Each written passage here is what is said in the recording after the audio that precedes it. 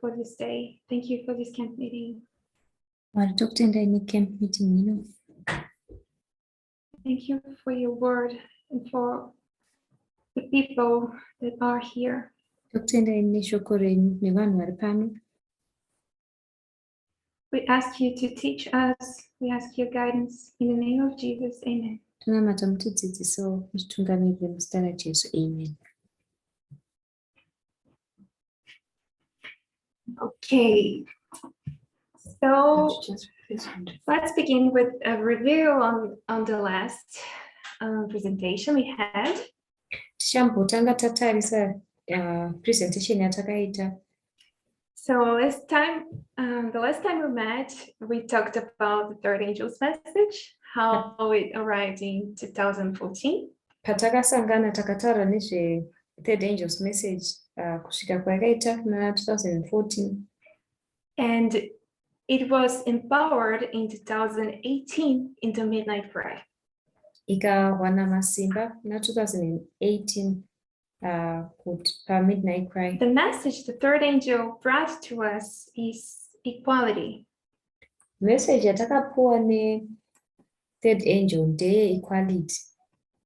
And in this midnight cry, we also learned about two streams of information. Midnight cry iyo takadzidzawo nezvenzizi mbiri dzeinformation. We saw that this angel arrived for the latter rain. Takaona kuti ngirozi inosvika nelatter rain. But their message is still sounding now and until the close of probation. Asi message iyi ndiyo yatichiri kunzwa izvezvi ende icharamba ichiendera mberi kusvikira pakuvharwa It is the kwemutsa. way God chose to illuminate our feet. Ndiyo nzira iyo Mwari vakasarudza kuti vavhenekere For us vachiedza not to pamakumbo stumble. edu kuti isu tisagumburwa munzira. We had no new message in the harvest, Takanga tisina message itsva munguva yeharvest. but in the harvest we saw all this development over understanding feminism. Asi munguva yeharvest takaona development yekunzwisisa nhau dzefeminism. So we said that feminism is equality, and it's also the very subject of the Sunday law. Saka takati feminism ndiyo equality uye ndicho chidzidzo chaicho chikuru cheSunday law. This waymark right in front of us. Iyo waymark iyo takatarisana nayo iri pamberi pedu. However, we understood that we have a true and a false equality. Takanzonzwisisa isusu kuti kune equality yechokwadi neequality yekunyepa. Radical feminism is the true equality. Feminism iyo iri radical ndiyo equality yechokwadi. The one we affirm to be the right one. Iyo yatakawana kuti ndiyo yechokwadi. The one branch that is according to our prophetic view. Iyo yatakaona inoenderana nemuono weprophetic view. Because it identifies sexism as the oldest form of oppression.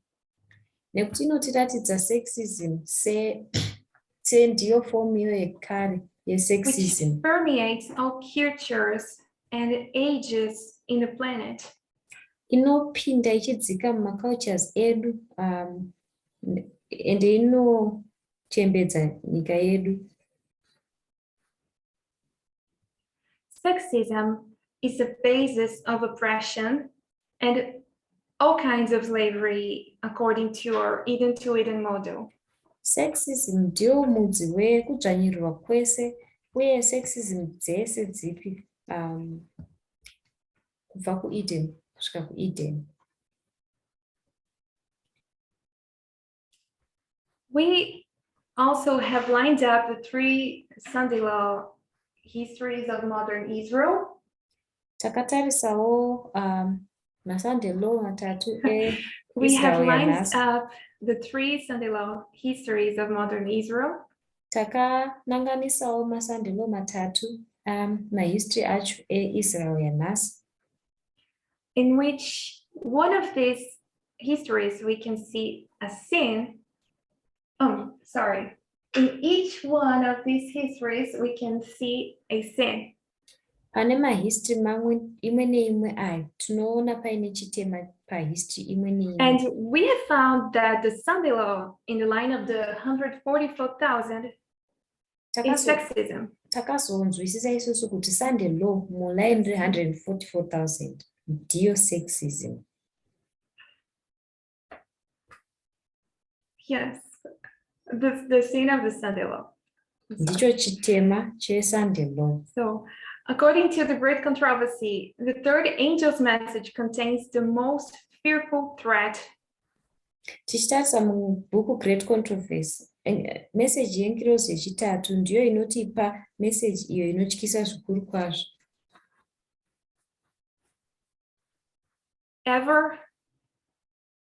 Ever addressed to mortals. Message inotyisa zvakadaro pane dzese dzakambopiwa kuvanhu. And this threat is caused by a terrible sin.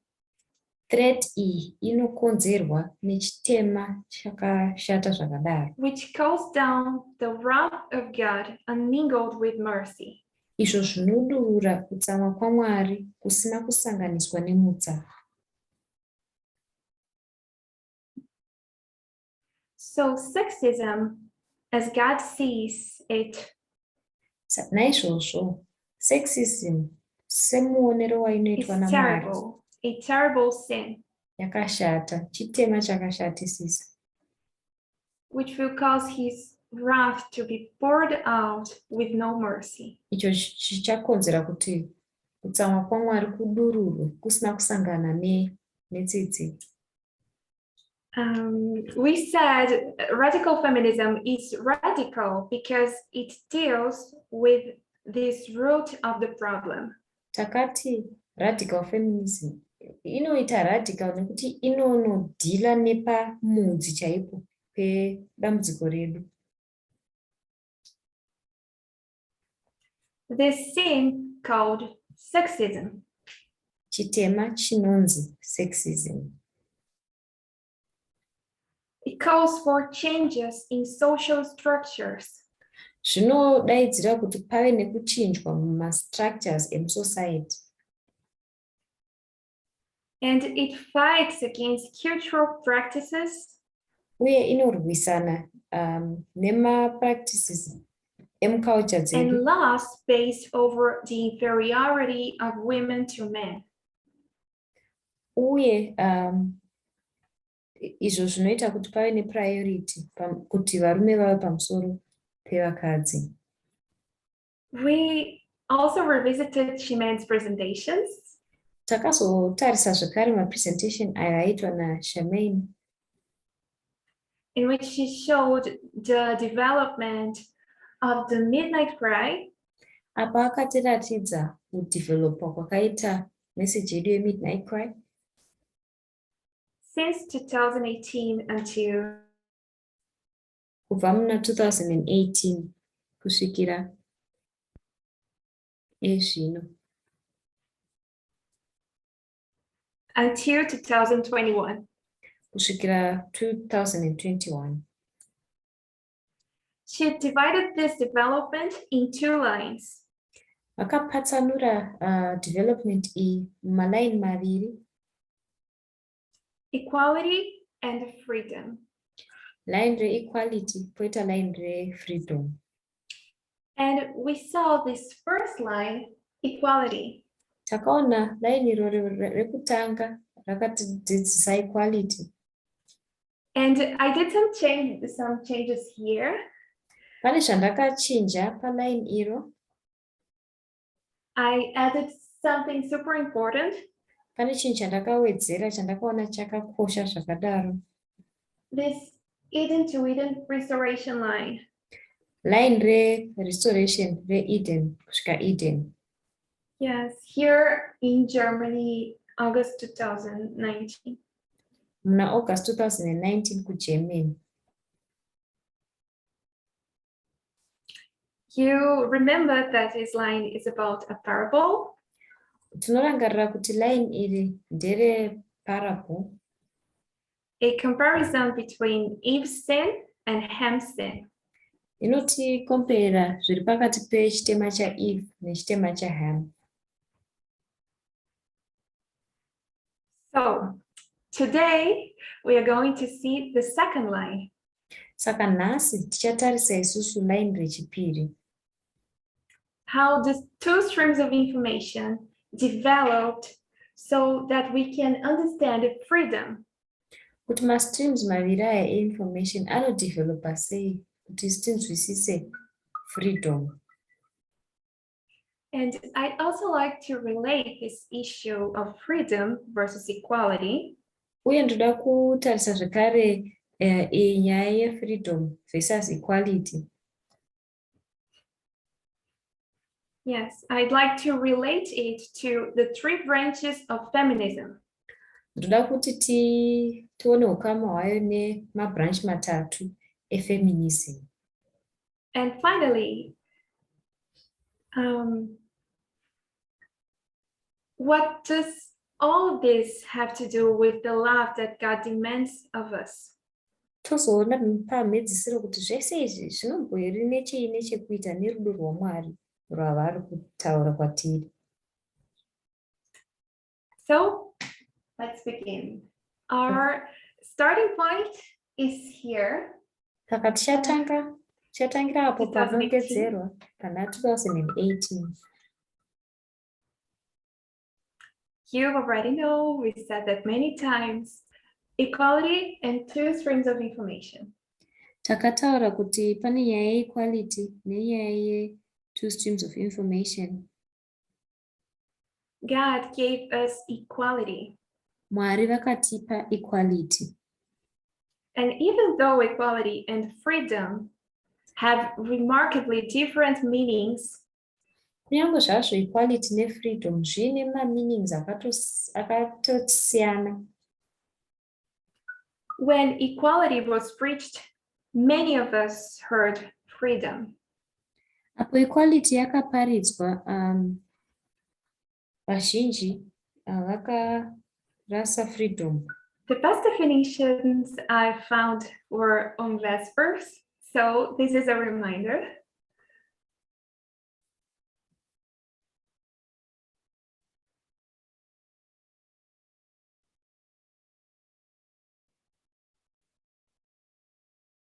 Reminder. Okay, so equality. Totaura nezve-equality. Situation in which men and women, people of different races, religions, etc., are all treated fairly and have the same opportunities. Equality situation apo vanhu vane ma-religion nema-background akasiyana vanobatwa zvakaenzana panyaya dzakasiyana-siyana. Freedom is a condition or right of being able or allowed to do, say, think, etc., whatever you want to without being controlled or limited. Kubvumidzwa kutaura, kuita kana kufunga izvo zvaunoda usingarambidzwi kuita izvo zvaunenge uchida. So we can see that they are clearly different definitions. Saka tinoona kuti ma-definition maviri akatosiyana. In 2018, we had to go from a social conservative to a social liberal worldview. Muna 2018 takabva kune world view yanga iri socially conservative tikaenda kune yanga ya socially liberal. And this led to misinterpretations on equality. Izvi zvakazotiendesa kuti vanhu vatange kuturikira equality zvisizvo.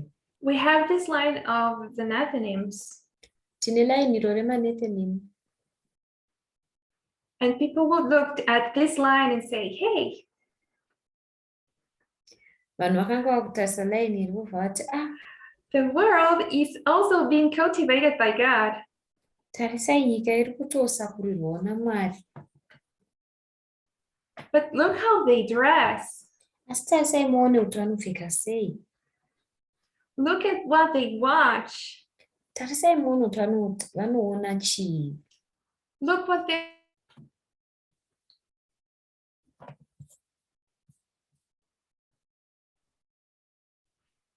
what they are drinking and eating. Tarisai kumuone kuti vari kudyei vachimwei.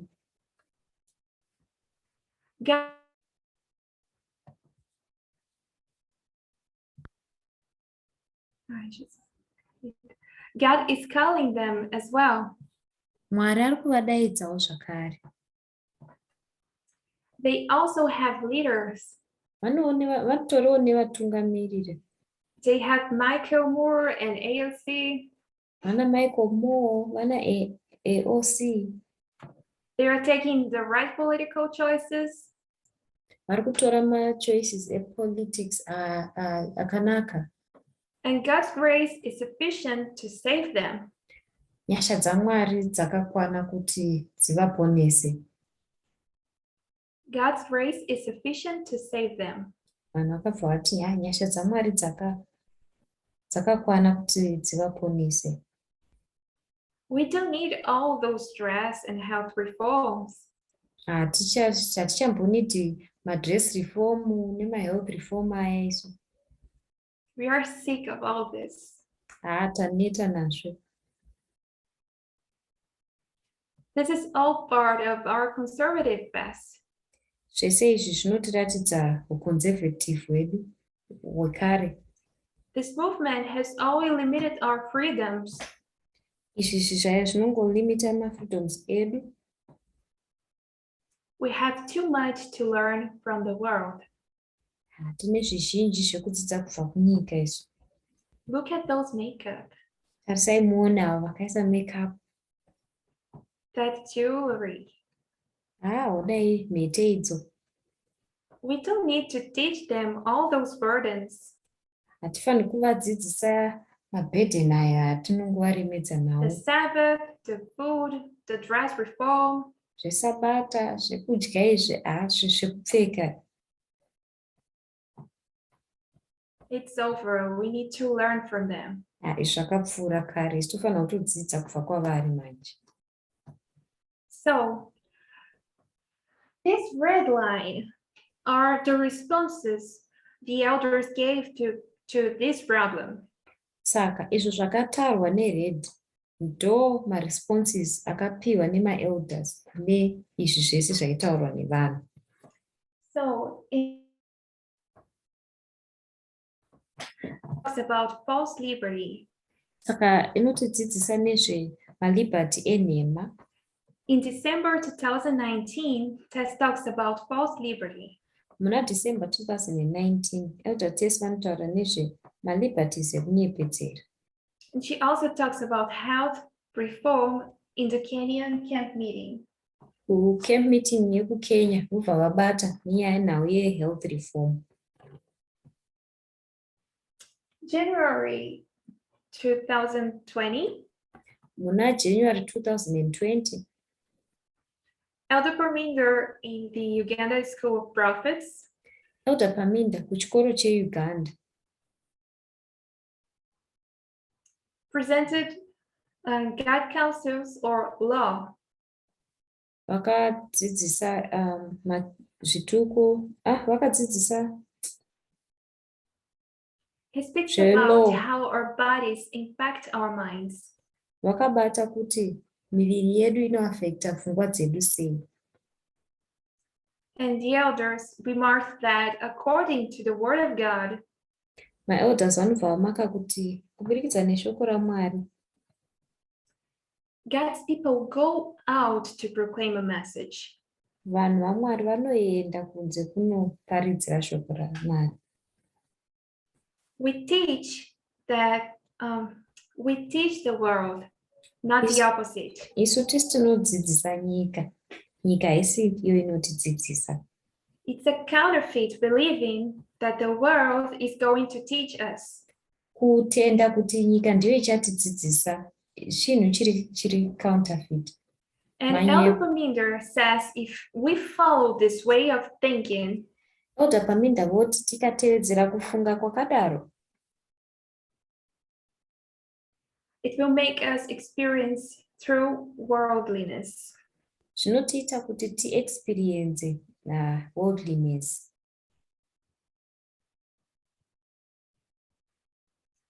So May 2020, Saka mumwedzi waMay 2020 we had the epistle. takaonawo nyaya yeepistle. That shows the danger in which we are if we keep our preconceived ideas Yotiratidza danger iyo yatiri mairi kana tikaramba takabatirira kune maideas edu ataiva nawo nechekare. on his person or his kingdom. Maererano nezviri Mwari uye nekingdom yaMwari. It will lead you to a false worship. Zvinokutungamirira kuenda kuchinamato chemanyeru. And in our context, you will counterfeit equality. Ende mucontext yatiri kutarisa unobva waita counterfeit equality. When we said we should learn from the world, apo patinoti tinofanira kudzidza kubva kunyika, we were really trying to conform to the stereotypes that the world imposes. taingoda kuramba takanamirana kune mastereotype ayo anopresentwa nenyika. Those stereotypes are expectations. Mastereotype aya zvinhu zvinotarisirwa nenyika kubva The kuvanhu. very thing that the epistle study came to warn us about. Chinova ndicho chinhu chaicho chakaunzwa nechidzidzo cheepistle. False expectations are ready to blind you. Maexpectations ekunyepedzera akamira akagadzirira kuti performance. Remember this meme, expectations versus reality? Vatangarirei kuti ma-expectations versus reality. Reality is what we need. Reality kana kuti chokwadi ndicho chinhu chatinonida. So, June 2020, Saka muna June 2020, the presentation, Don't I Have the Freedom? pakaitwa representation yekuti ko ina handinawo here freedom. Addressed directly the false freedom Yainobata chaipo chaipo pa freedom yemanyepo, false equality, equality yemanyepo, and the concessions within the movement. uye ma-concessions aiva mukati me-movement ino. And the answer to that question was, Mindiro kumubvunzo iwoyo yaiva yekuti no, you do not have the freedom. kwete iwe hauna freedom iyoyo. And of course, you can do whatever you want. This is what I'm saying. Inini ndaakuti unogona kuitako zvaunoda. But the elders say no, because they want you to be saved. Asi maelders vanoti hauna hauiti nekuti vane chido chekuti uponeswe. And if you choose to keep following God's light, Ende ukaramba uchisarudza iwewo kutevedza chiedza chaMwari, you are not at liberty to compromise with sin. hauna freedom yekuti ucompromise nechitema. And God is saying sexism is sin. Mwari vari kutaura vachiti sexism chitema. And what do you get out of compromising with sin? Kubuda mukucompromisa nechitema. Last presentation, we read CCH 33.1. Mupresentation yapfuura takaverenga CCH 33. That the light in the beginning of the path was the midnight cry. kuti kutanga kwenzira iyi yakanga iri midnight cry. But this is how the quote continues. Asi nzira inoenderera mberi. Others freshly denied the light behind them and said that it was not God that had led them out so far. The light behind them went out, leaving their feet in perfect darkness, and they stumbled and lost sight of the mark and of Jesus, and fell off the path down into the dark and wicked world below. Vamwe vakaramba nzira iyi yaienderera mberi, vakabvisa maso avo pamugwagwa wavaifamba vakazodonhera pasi paiva nerima raityisa zvakanyanya.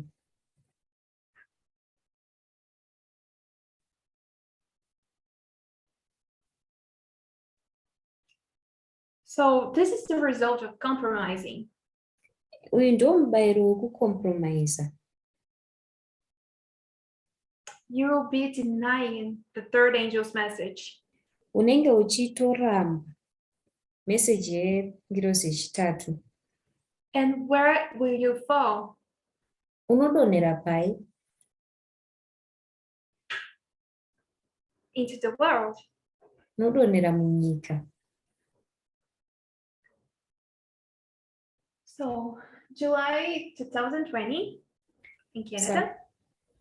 Saka kuCanada muna July 2020. The three temptations of Jesus in the desert. Takaona miedzo mitatu yakasangana naJesu mugwenga. Elder Tess also talks about Sabbath, diet, jewelry. Elder Tess vanobatawo nenhau dzeSabata, nhau dzediet nenhau dzemhete. Some non-dispensational points.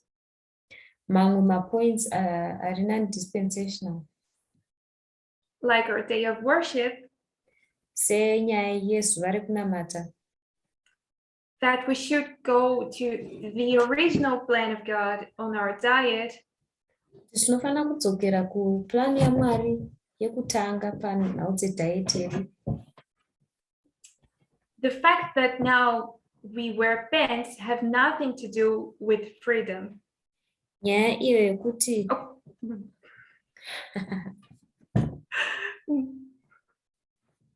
Okay. But I meant the fact that we use pants now has nothing to do with being allowed to use jewelry. Nyaya yekuti taakupfeka matrauzi muzuva ranhasi hainei nechekuita nenyaya dzekupfekwa kwemhete. Okay, because pants are not about our personal freedom. Nekuti matrauzi aya haasi haanei nechekuita nefreedom yedu iri personal. Pants are about equality. Matrauzi ane chekuita nenhau yeequality. And jewelry is about inequalities. Mhete dzine chekuita nenhau dzeinequality. It is historically a mark of who owns more. Inyaya yekuti ukatarisa munhoroondo yekuti ndiani ane zvakawanda. And how women have to dress up to please men. Uye kuti madzimai vanofanira kupfeka zvakanyanya zvakadii kuti vafadze varume vavo. It's also based on self. Zvine chekuita nemunhu zvakare. But you could argue that this is all about your personal freedom.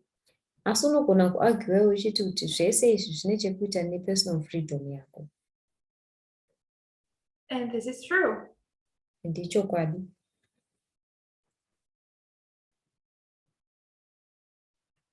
So we had said equality and freedom had quite different definitions. Saka tataura tichiti equality nefreedom zvine madefinition akasiyana. And what is the problem with that? Dambudziko nderei manje neizvozvo? Why people heard freedom instead of equality? Seiko vanhu vakanzwa kuti freedom pachinhambo chekunzwa equality? That's because you could justify some changes we were taking in the movement Inyaya yekuti taigona kujustifya kumwe kuchinja dzimwe shandiko dzataiwana mumovement with any one of these causes, equality or freedom. either equality kana freedom. I could wear pants because pants are more comfortable. Ndaigona kupfeka trousers nekuti indonzwa ndiri comfortable mutrousers. Or because I don't like how skirts fit me. Kana kuti nenyaya yekuti ina ndinyatsofarira kuti sketi iyi This is haindifiti. freedom. Zvese izvi freedom. Or I could be in favor of gay marriage. Kana kuti ndogona kunge ndichiwirirana nenhau dze-gay marriage. Because I think people can do whatever they want with their lives. Nekuti inini pfungwa yangu ndeyekuti munhu wese anoita zvaanoda neupenyu hwake.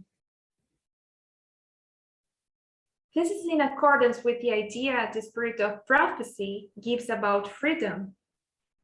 Zvine chekuita zvinopuwa nefreedom, nespirit of prophecy. I remember Pamusoro when we were pefreedom. studying the plowing in the United States, Ndorangarira apo taidzidza nyaya yeplowing kuUnited States. Presented in 2020 in the USA camp meeting. Camp meeting yeku-USA yakaitwa muna 2020. We learned that the pilgrims hadn't understood what religious freedom was about. Takadzidza kuti vafambi avo havana kunge vanzwisisa kuti freedom yereligious yakanga iri maererano nechekuita nechii. And why? Uye nemhaka yei. Let's read from the Great Controversy 292.3.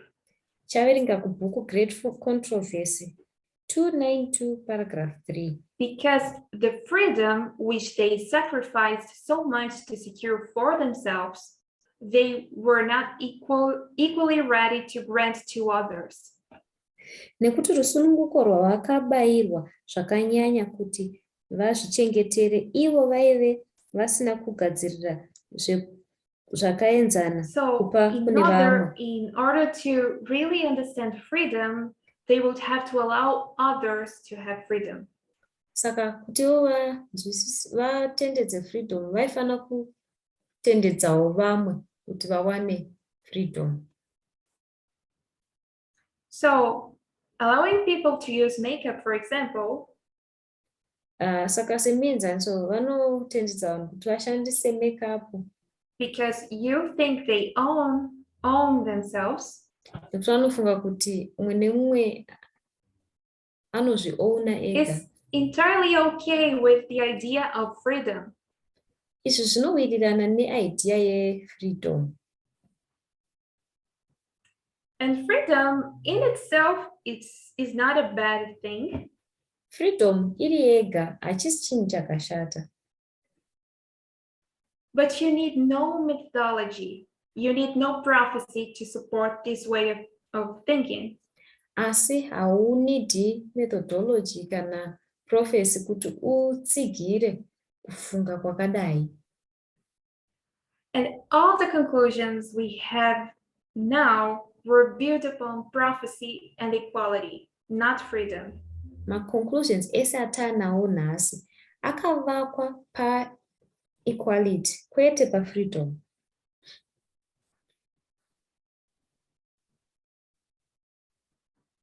This is a very deep subject. Iyi subject nekudzika kwakadzama. We still have a lot to comprehend about this. Tichiri nezvizhinji zvekuti tinzwisise pamusoro pezvose izvozvo. So, also July 2020, Tichitarisawo July 2020, we had this presentation, Equality Can Be Found on the Path. takava nepresentation iya yainzi equality inowanikwa pamugwagwa. The world claims that you are empowered by how you dress or how you look. Nyika inoklaima kuti uri zvaunopfeka kana kuti zvaunotaridzika. That you are empowered by how you dress. Kuti mupfekero wako ndo unokupa masimba.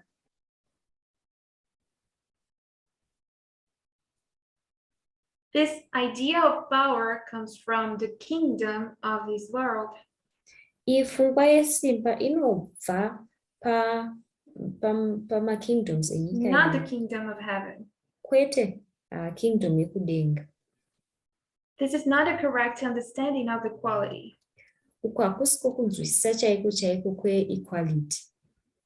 If someone says or acts as if your value comes from what you wear or how you look, it's a lie. Kana munhu akataura kana kuti akaacta sekuti zvaunopfeka kana kuti zvaunoratidzika ndo zvinokupa simba, aya manyepo ega ega. This is something important to say. Chinhu chakakosha kuti chitaurwe. The Christian world knows that, but in this moment we are living, we need to reinforce this idea. Vanhu vanozviziva asi munguva iyi yatiri kurarama tikufanira kusimbisa pfungwa iyi. Because we are breaking with something society preaches silently and vocally that is normal. Nekuti tiri kutyora icho chinhu chinonzi nesociety muchinyararire vachichiona vanoti chiri normal. And this is what liberal feminism wants you to believe. Izvi ndizvo zvinodiwa neliberal feminism kuti iwe utende mazviri. These are concessions and we have no freedom to do it. Hatina freedom yekuzviita.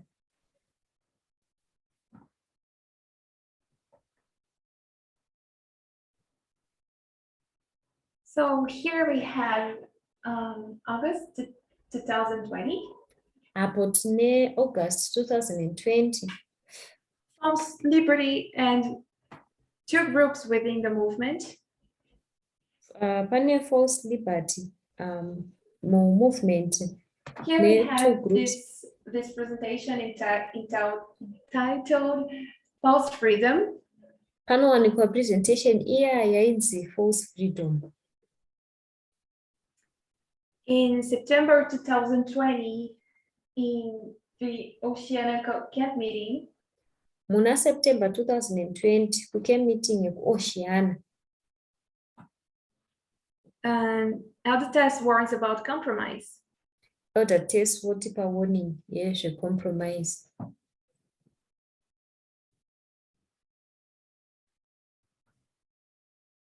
And we arrived to October 2021. In October 2021, when we see feminism and its three branches. Patinozoona kuti feminism tobva taona kuti ine mabranch matatu. So we will be talking about those last three all together. Saka izvo zvitatu zvekupedzisira ndo zvatichange tichitaura nezvazvo zvakabatanidzwa pamwe chete. So one definition of prophecy is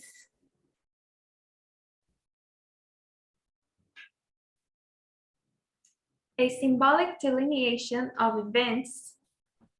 Definition imwe yeprophecy ndeyekuti a symbolic leading delineation to the end of the earthly history.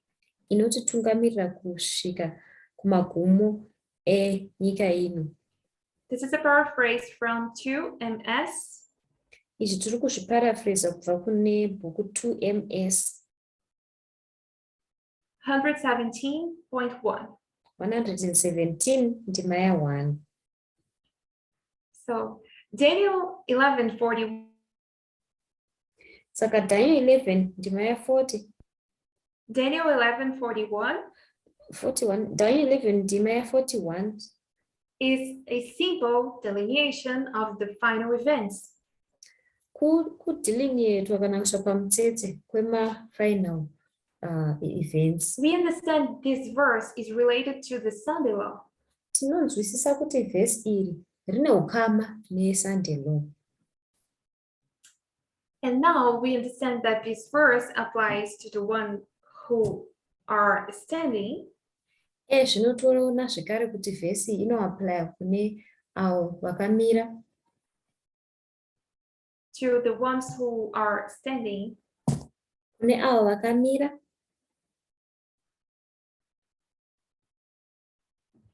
It applies to people in the movement. Inoapply kune vanhu vari mumovement. If we look back to previous dispensations, tikacheuka tichitarisa kumadispensation apfuura, we will see the example of FFA. Takaona muenzaniso weFFA. I just lost my like.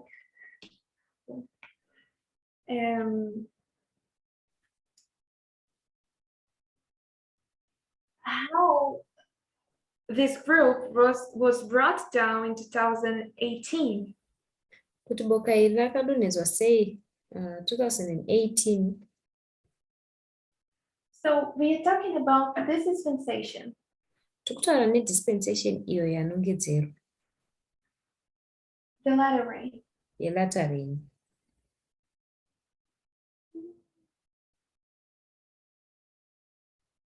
So here we have 2014.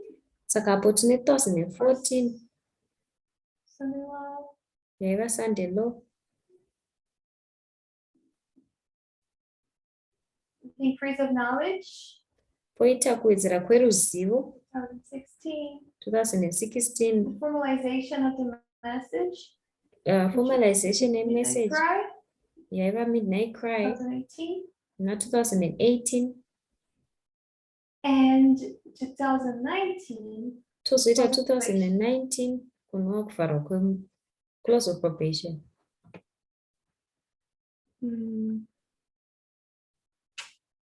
So we have this model: Boston, Concord, and Exeter. Tine model yedu yeBoston, Concord neExeter.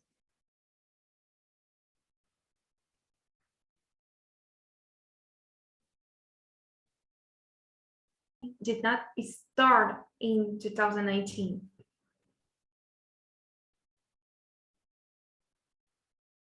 Yes, this test did not start. Test ainotanga 2018. 2019 ndokwaiva kuvharwa kwedoor. Daniel says many will fall in the Sunday law. Zvobva zvanzi vazhinji vanodonha muSunday law. But if we look back to the latter rain, many fell in formalization. Asi tikatarisa mashure mulatter rain, vanhu vakadonha paformalization apo. So many. Saka vazhinji. So if we alienate this with this dispensation in which we are, saka tikatarisa mudispensation iyo yatiri mairi, they were right in front of a shut door. Vakanga vari pamberi pedhoo rakavharwa.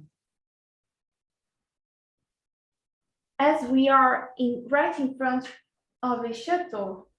Apo tiri pamberi pedhoo rakavharwa. We are in the same place. Tiri panzvimbo yakafanana.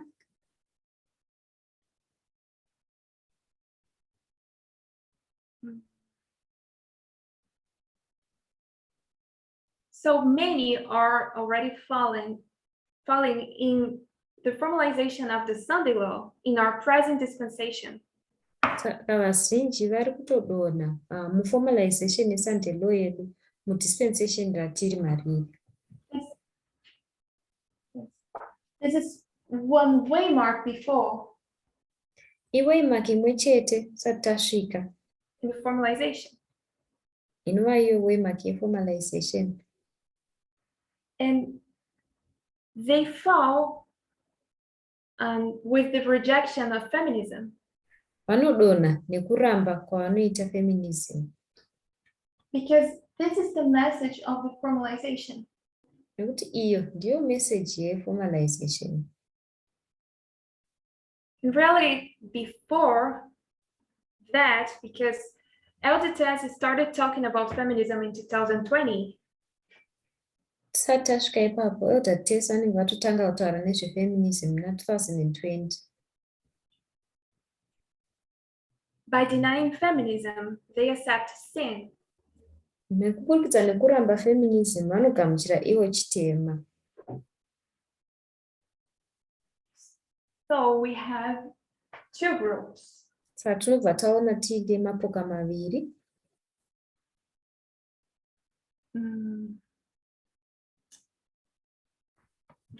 We read this yesterday. Izvi takazviverenga nezuro. The third angel is to select the wheat from the tares. Ngirozi yechitatu inosarudza pakati pegorosi nemasora.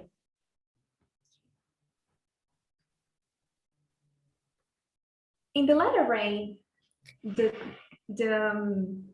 test, the shutdoor, was November 9. Munguva yelatter rain, test yeshutdoor yakanga iri November 9.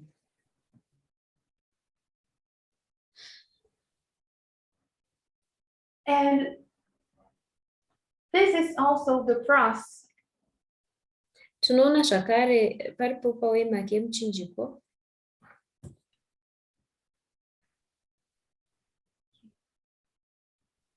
Before that, tisati tasvika ipapo, we have the midnight cry in 2018. Tine midnight cry muna 2018. Which is the triumphal entry. Inotipa triumphal entry. All this period has to do with a test. Nguva yese iyi ine chekuita nenyaya yetest. We have 250 pages in the book Desire Pages telling this story. Tine mapeji anokwana kuita kana 50 eDesire of Ages anobata nenyaya iyoyi. From the triumphant entry to the cross. Kubva patriumphal entry kusvikira pamuchinjikwa. So the test has all to do with the formalization. Saka test ine chekuita neformalization. And I chose one of the stories contained in these pages. Saka ndakasarudza imwe yenyaya dzinotaurwa mumapeji iwaya to discuss with you. kuti titaurirane nemi. The Gethsemane. Nyaya yeGetsemane. So in Revelation 14, the third angel divides two groups. Saka kuna Revelation 14, ngirozi yechitatu inopatsanura mapoka maviri. The first group keeps God's commandments. Boka rekutanga rinochengetedza mitemo yaMwari. And the second group receives the mark of the beast. Boka rechipiri rogamuchira mark of the beast. So we have two groups. Can you see from there? Munoona here zvandiri kunyora? The commandments.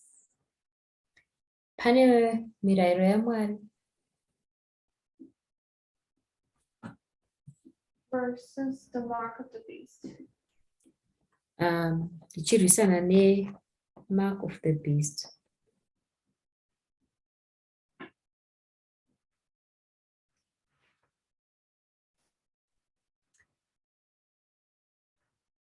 we saw that there is a great threat in this message.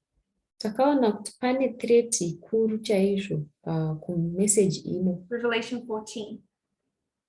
Kuna Revelation 14. It is about drinking of the wine of the wrath of God. Ine chekuita nekumwa iyo wine yekutsamwa kwaMwari.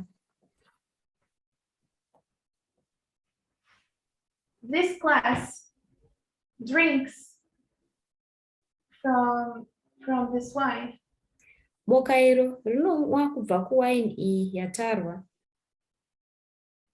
But Jesus drank of this wine for us to have true freedom in him. Asi Jesu vakatomwa kuwine iyi vachiitira isusu kuti tisazomwa tive nefreedom yazvokwadi.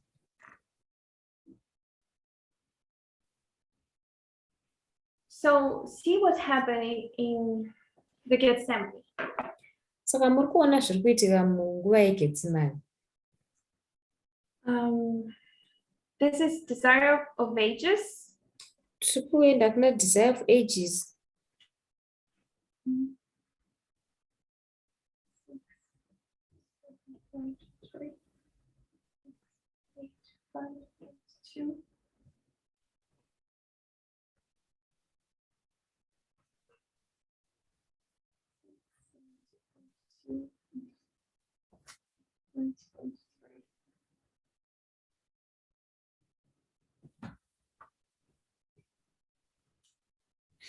How dark seemed the malignity of sin.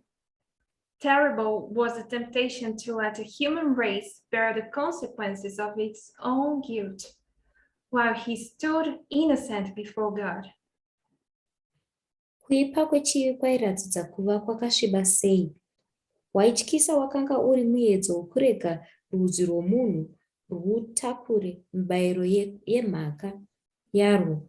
Iye akamira asina mhaka pamberi paMwari. Sin appeared to him. So great is the weight of guilt which we must bear, that he is tempted to fear it will shut him out forever from his Father's love. Feeling how terrible is the wrath of God against transgression, he exclaims, "My soul is exceeding sorrowful, even unto death." Chivi chinotyisa kwazvo chinoonekwa kwaari, kurema kwemhosva kwaanofira, kutakura kwakakura kwazvo zvekuti anoedzwa, kutya kuti kuchamuvharira kunze zvachose kubva murudo rwababa vake, achinzwa kuti hasha dzaMwari dzakaipa sei pamusoro pokudarika, anodanidzira, mweya wangu une shungu kwazvo, kusvikira parufu. Which was to decide the destiny of the world. The fate of humanity trembled in the balance. Christ might even now refuse to drink the cup apportioned to guilty men. Nguva inotyisa yakanga yasvika. Nguva iyoyo yakanga iri yekusarudza magumo enyika. Mugumo wevanhu wakadedera mukuenzanisa. Kristu angatoramba kunwa mukombe wakagoverwa munhu ane mhosva. Transgressors of the law, if left to themselves, must perish. He sees the helplessness of men. He sees the power of sin. The woes and lamentations of a doomed world rise before him. He beholds its impending fate, and his decision is made. He will save men at any cost to himself. He accepts his baptism of blood, that through him perishing millions may gain everlasting life. Anoona kuti vadariki vemurayiro kana vakasiyiwa kwavari vanofanira kuparara. Anoona kushaya zvekuita kwemunhu. Anoona simba rechivi, nhamo nekuchema kwenyika yakarasika zvinomusimuka pamberi pake. Anoona magumo ayo ari kuuya uye sarudzo yake inoitwa. achaponesa munhu chero zvipi zvazvo kwaari.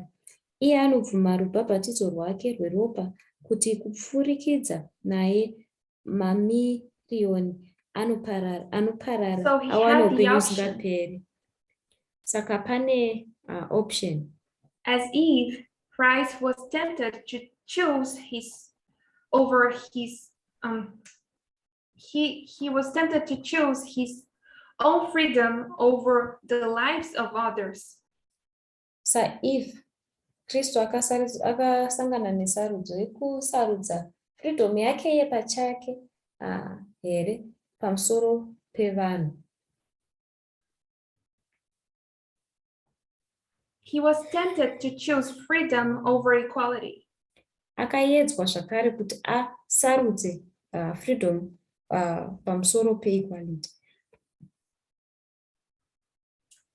One of the most important phrases of radical feminism Chimwe chakakosha chaizvo chaizvo cheradical feminism is the personal is political.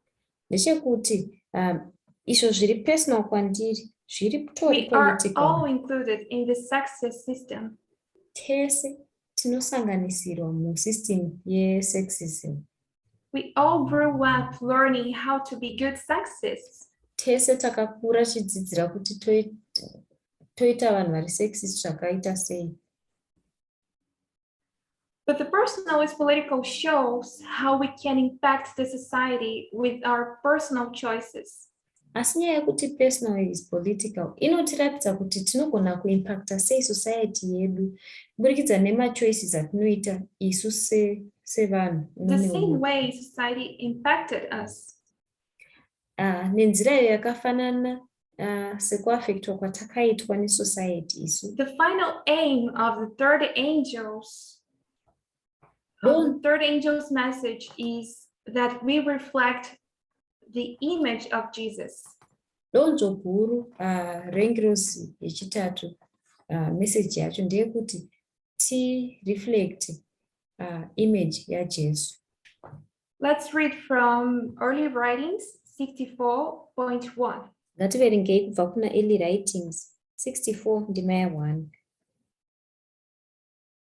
In a view given June and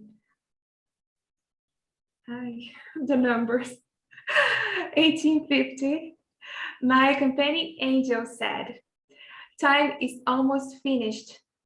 Do you reflect the lovely image of God as you should?"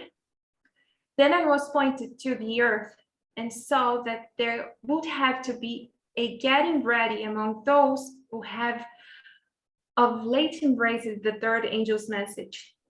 Said the angel, "Get ready, get ready, get ready. He will have to die a greater death to the world than he have ever yet died." Mukuona kwakapiwa June 27, 1850, ngirozi yangu yakandiperekedza yakati, nguva yave pedyo kupera, unoratidza mufananidzo wakanaka waJesu sezvaunofanira here.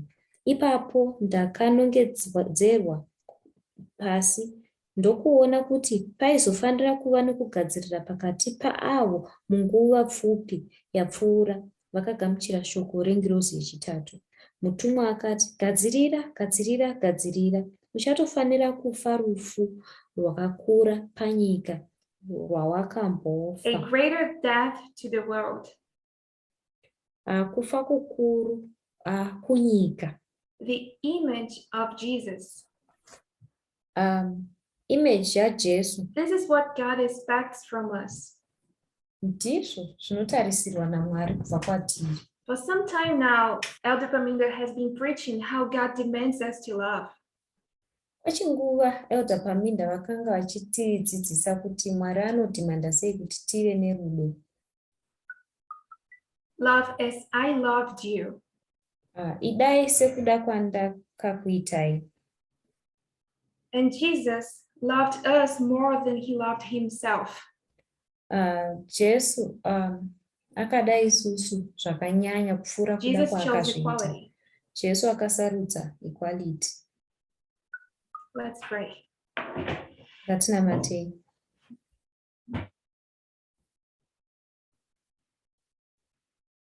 Thank you, Jesus, for your mercy.